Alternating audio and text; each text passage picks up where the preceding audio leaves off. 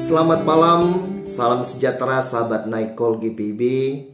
Bertemu kembali bersama dengan saya, Pendeta Franklin Michael dari GPIB Peniel Balikpapan. Kita akan membaca dan merenungkan sabda Tuhan. Oleh sebab itu, mari kita mohon tuntunan dan penyertaan Roh Kudus. Mari kita berdoa. Tuhan Yesus, Allah Bapa di dalam sorga, kami rindu untuk mendengarkan sabda Tuhan. Oleh sebab itu, tuntun kami dalam penyertaan Roh Kudus, sehingga kami semua dimampukan untuk dapat mengerti dan memahami maksud Tuhan di dalam firman yang kami baca, bahkan menghidupkannya dalam kesaksian juga keteladanan kami. Bersabdalah bagi kami Bapa, karena kami siap untuk mendengarkannya. Hanya dalam nama Tuhan Yesus kami berdoa. Amin. Pembacaan Alkitab di malam hari ini terambil dari Keluaran pasal 7 ayat 1 hingga ayatnya yang kelima, yang menyatakan bagi kita demikian. Berfirmanlah Tuhan kepada Musa, "Lihat, aku menjadikan engkau seperti Allah bagi Firaun, dan Harun abangmu itu akan menjadi seperti nabimu. Engkau harus mengatakan semua yang kuperintahkan kepadamu, dan Harun abangmu harus berbicara kepada Firaun supaya ia membiarkan orang Israel pergi dari negerinya.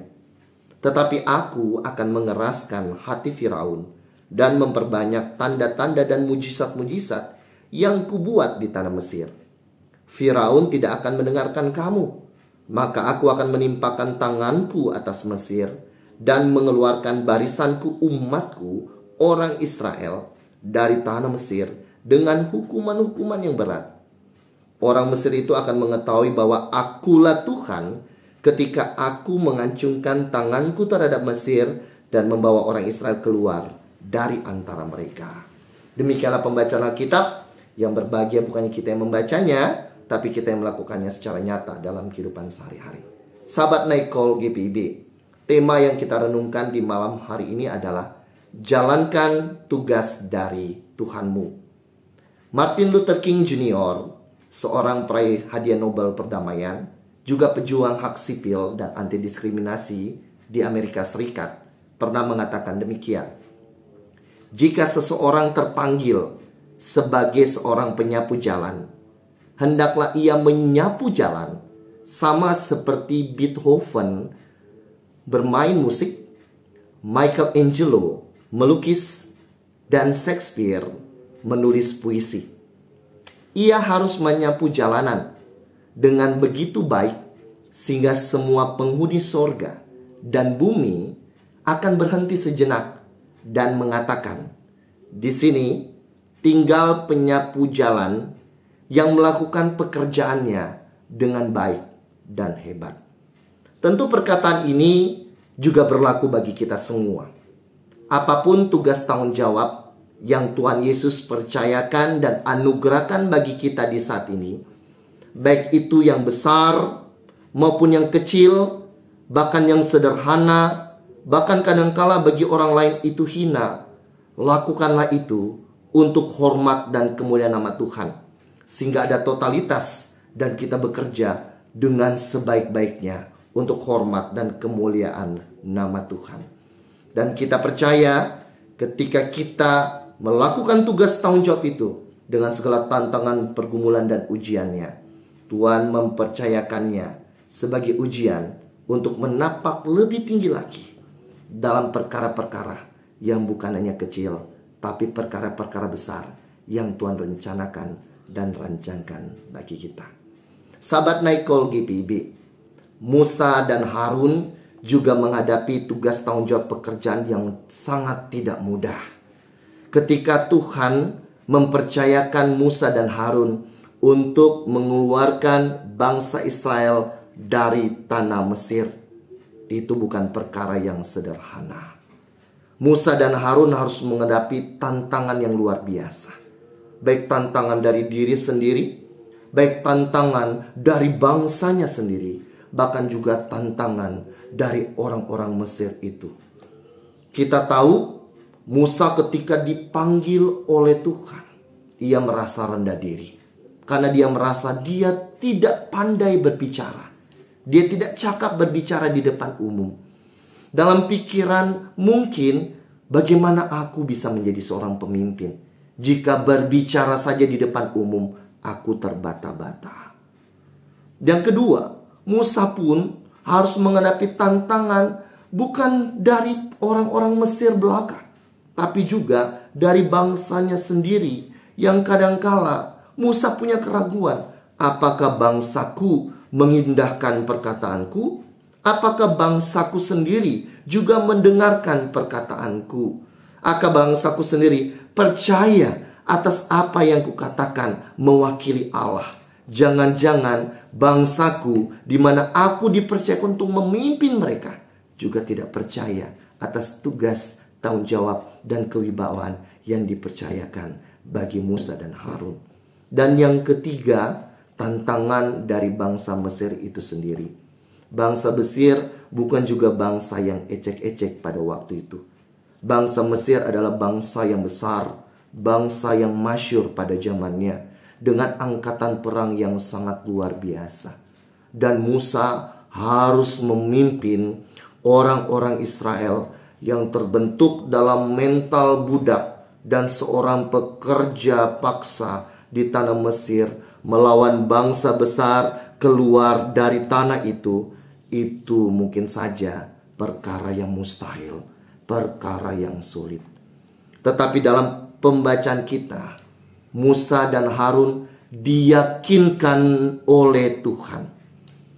Musa dan Harun bekerja, diutus melayani dengan tugas tanggung jawabnya, bukan atas hebat kuat dari mereka, bukan karena apa yang aku miliki, tetapi apa yang Tuhan sertai bagi mereka.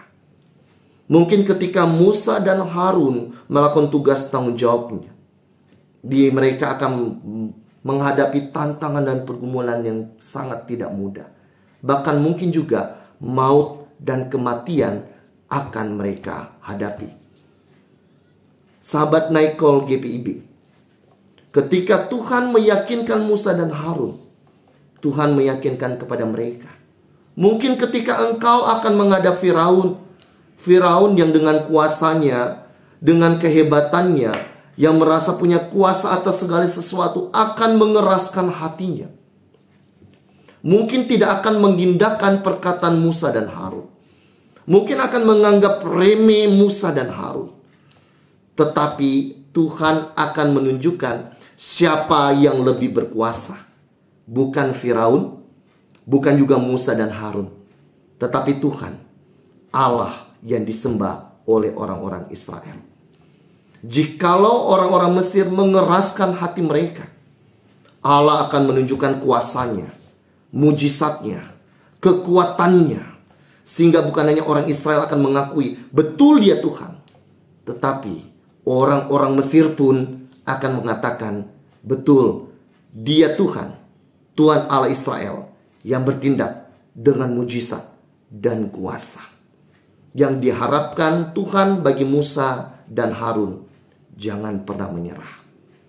Ketika dipakai oleh Tuhan sebagai alat pelayanan, alat kerja, Tuhan tidak akan menutup mata.